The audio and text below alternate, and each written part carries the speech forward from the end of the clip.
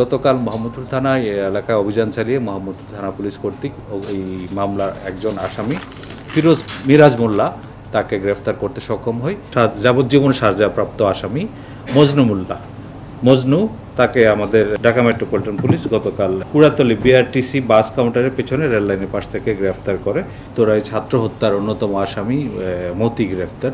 গতকাল মাইলস্টোন কলেজের school and কলেজের ছাত্র হত্যা মামলার অন্যতম আসামি মোহাম্মদ মতিকে গতকাল গ্রেফতার করা হয়েছে। অভিযানটা আমাদের নিয়মিত চলছে বলেই তো এরকম অস্ত্রগুলো পাওয়া যাচ্ছে। মোহাম্মদপুরের আপনার বেড়িবাঁধ সংলগ্ন মাজার রোডের সামনে রাস্তার উপরে একটা ঘটনা সংঘটিত হয়েছিল। সেদিন সন্ধ্যা 6:20 সময় একটা মোটরসাইকেলে দুজন যাত্রী ছিলেন। তাদের উপরে কিছু অজ্ঞাতনামা আসামি অতর্কিত হামলা চালায় এবং হামলা চালিয়ে একজন খুব গুরুতর জখম হয়। তাকে পরবর্তীতে হাসপাতালে প্রেরণ করা হলে রাত্রে প্রায় আপনার 2টার দিকে তিনি মারা যান। এই ঘটনা সংঘটিত হওয়ার পর থেকে আমরা বিভিন্নভাবে পুলিশি তৎপরতা অব্যাহত রাখি এবং এই 22 তারিখে এই সংক্রান্তে মোহাম্মদপুর থানায় একটি মামলা দায়ের করা হয়। মামলা দায়েরের পর থেকেই এবং এর আগে থেকে আমাদের কাছে যে তথ্য ছিল সেই তথ্যগুলো আমরা বিশ্লেষণ করে এবং আশেপাশের সিসিটিভি ফুটেজ বিশ্লেষণ করে আমরা কিছু অপরাধী শনাক্ত করতে সক্ষম হই। তারই প্রেক্ষিতে এনজিওর কিস্তি প্রথমবার বিকাশ পেমেন্ট করলেই 20 টাকা ইনস্ট্যান্ট ক্যাশব্যাক। গতকাল মোহাম্মদপুর থানায় এলাকায় অভিযান চালিয়ে মোহাম্মদপুর থানা পুলিশ কর্তৃক এই মামলার একজন আসামি ফিরোজ মিরাজ মোল্লা তাকে গ্রেফতার করতে সক্ষম হয় এবং সে প্রাথমিকভাবে এই ঘটনার সাথে সম্পৃক্ততার কথা স্বীকার করেছে। আমরা জানি যে বিচ্ছিন্ন ঘটনাগুলো ঘটেছে সেখানে পুলিশি তৎপরতা আমরা যথেষ্ট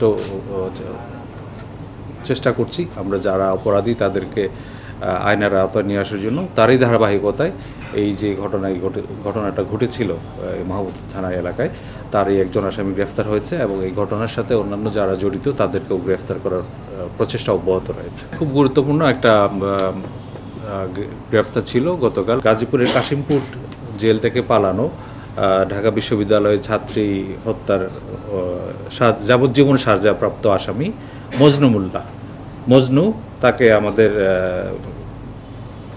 ঢাকা মেট্রোপলিটন পুলিশ গতকাল কুড়াতলী বিআরটিসি বাস কাউন্টারের পেছনে রেললাইনের পাশ থেকে গ্রেফতার করে এবং গ্রেফতার করার পরে তাকে ওই যেহেতু সে সাজাপ্রাপ্ত আসামি এবং তার বিরুদ্ধে আপনার কাশিমপুর কারাগার থেকে পালানোর অপরাধে আরও একটি মামলা হয়েছে।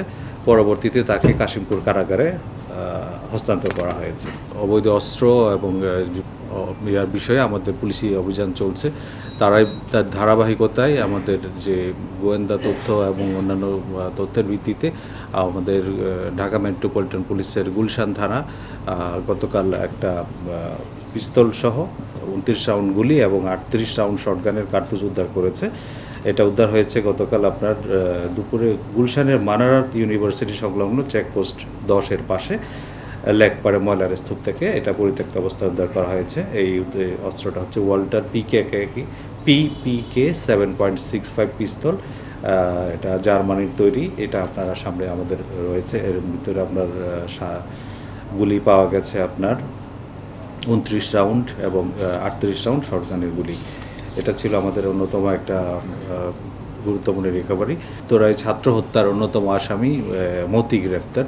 আপনারা জানেন সাম্প্রতিক ছাত্র জনতার অভ্যুত্থানে যে বিভিন্ন গোষ্ঠী এই অভ্যুত্থানটাকে এই আন্দোলনটাকে ভিন্ন খাতে প্রবাহিত করার জন্য এবং ছাত্রদের উপরে নানাভাবে তারা হুমকি দিয়েছে এবং আক্রমণ করেছে। এই সংক্রান্তে যেসব মামলা হয়েছে সেসব মামলাগুলো আমরা ইতিমধ্যে খুব গুরুত্ব দিয়ে এবং নিবিড়ভাবে তদন্ত করছি এবং মামলায় যারা জড়িত প্রকৃত আসামি যারা রয়েছে তাদেরকে আমরা গ্রেফতারপূর্বক আইনের আওতায় আনার জন্য আমাদের কার্যক্রম অব্যাহত রেখেছি।